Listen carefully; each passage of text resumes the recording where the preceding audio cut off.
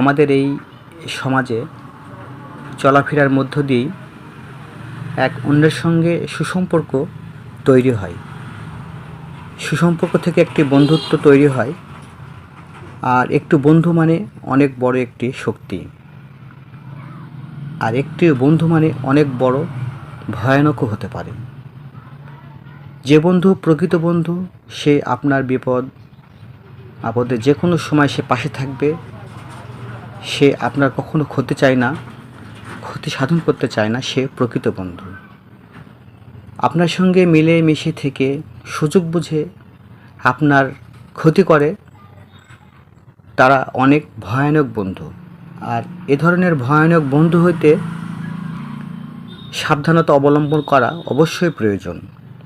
কারণ এ ধরনের বন্ধু কখনোই অন্য বন্ধুর ভালো এবং ভালো হয় এরকম কোনো কিছুই কখনোই সমর্থন করে না। সে সুযোগ বুঝে এতটা বড় ভয়ানক হয়ে এত বড় ক্ষতি সাধন করতে পারে যে অকল্পনীয়।